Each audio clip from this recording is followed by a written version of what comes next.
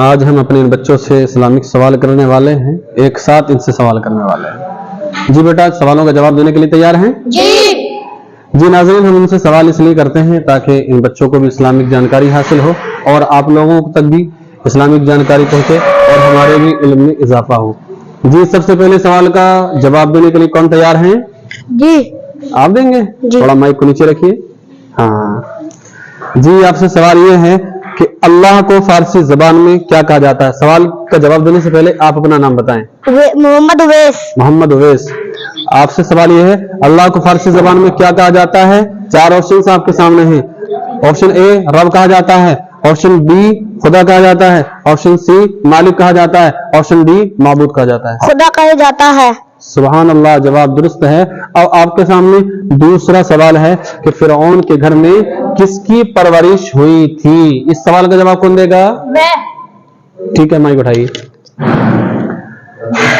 آپ سے سوال یہ ہے کہ فرعون کے گھر میں کس کی پرورش ہوئی تھی؟ 4 آپشنز آپ کے سامنے ہیں۔ آپشن اے حضرت عیسیٰ علیہ السلام، آپشن بی حضرت موسیٰ کلیم اللہ، آپشن سی حضرت نوح علیہ السلام، آپشن ڈی حضرت یعقوب علیہ السلام۔ حضرت موسیٰ علیہ السلام۔ سبحان اللہ، جواب درست ہے۔ اب آپ کے سامنے اگلا سوال آنے والا ہے، بڑا ہی خاص سوال ہے۔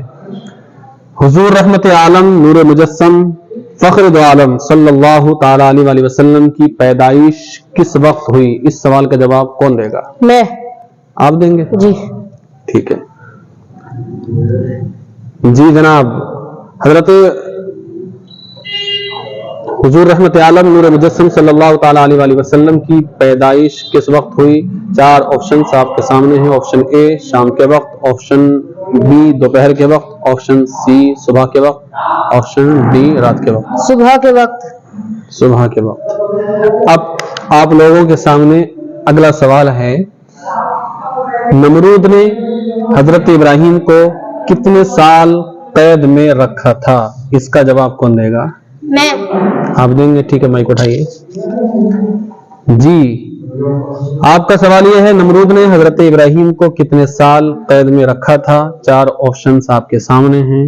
آپشن اے 3 سال، آپشن بی 5 سال، آپشن سی 7 سال، آپشن ڈی 10 سال۔